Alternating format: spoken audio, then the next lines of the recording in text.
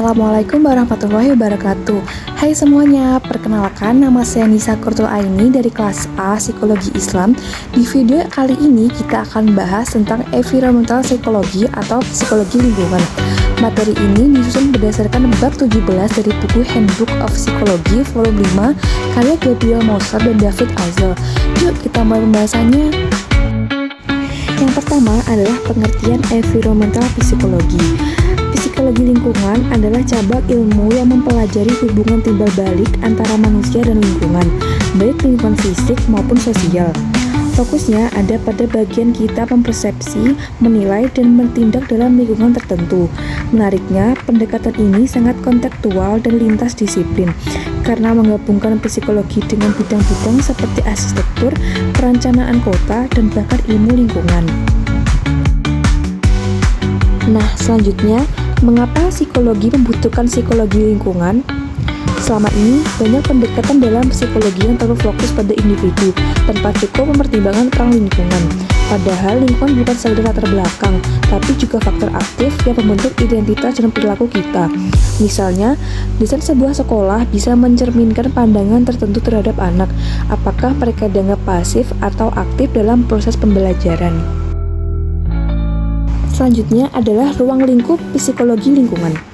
Psikologi lingkungan mengkaji berbagai faktor yang mempengaruhi perilaku, baik yang bersifat fisik seperti kebisingan, polusi, dan tata ruang, maupun yang bersifat sosial seperti kepadatan penduduk atau konflik antar kelompok. Pendekatannya berbasis pengamatan langsung di dunia nyata dan banyak melibatkan kerjasama lintas bidang seperti arsitektur dan urban planning. Selanjutnya adalah domain psikologi lingkungan. Ada 4 domain utama dalam psikologi lingkungan. Yang pertama adalah ruang pribadi seperti rumah dan tempat kerja. Yang kedua adalah lingkungan semi publik seperti taman dan lingkungan tempat tinggal.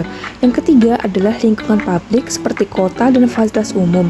Dan yang terakhir, lingkungan global yang mencakup isu besar seperti perubahan iklim dan polusi udara. Selanjutnya adalah lingkungan publik dan global. Lingkungan kota yang padat dan bising bisa memicu stres, menurunkan kepedulian sosial, dan bahkan meningkatkan perilaku agresif. Tapi sebaliknya, ruang hijau punya efek menenangkan dan restoratif. Di tingkat global, banyak orang sadar pentingnya menjaga lingkungan, tapi tidak semua berani bertindak karena merasa tidak mampu atau tidak tahu harus mulai dari mana.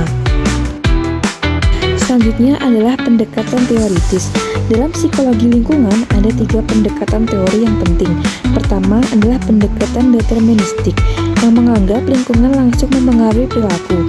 Yang kedua adalah pendekatan interaksionistik yang melihat bahwa manusia dan lingkungan saling mempengaruhi satu sama lain. Dan yang ketiga adalah pendekatan transaksional yang menganggap hubungan manusia dan lingkungan sebagai salah satu kesatuan yang tidak bisa dipisahkan. Yang selanjutnya adalah kognisi dan penilaian lingkungan. Setiap orang membentuk peta mental atau cognitive map tentang ruang yang mereka kenal. Misalnya jalan ke sekolah atau cara menavigasi dalam gedung tertentu. Penilaian kita terhadap suatu lingkungan juga sangat dipengaruhi oleh pengalaman pribadi. Karena itu, penelitian sering menggunakan gambar atau simulasi visual untuk mengukur bagaimana orang merespon lingkungan tertentu. Yang terakhir adalah kesimpulan. Kesimpulannya, psikologi lingkungan membuka cara pandang baru dalam memahami perilaku manusia. Lingkungan bukan hanya tempat tinggal, tapi juga bagian dari siapa kita. Untuk menciptakan ruang hidup yang sehat dan berkelanjutan, kita perlu kerjasama antara psikologi dan berbagai bidang lain. Itu dia pembahasan kita tentang environmental psychology. Semoga penjelasan ini bisa membuka wawasan kamu tentang betapa pentingnya peran lingkungan dalam membentuk perilaku manusia, dan sebaliknya, bagaimana tindakan kita juga berdampak pada lingkungan sekitar. Kalau kamu merasa materi ini bermanfaat, jangan lupa like, share, dan subscribe ya. Terima kasih sudah menonton. Sampai ketemu di video selanjutnya.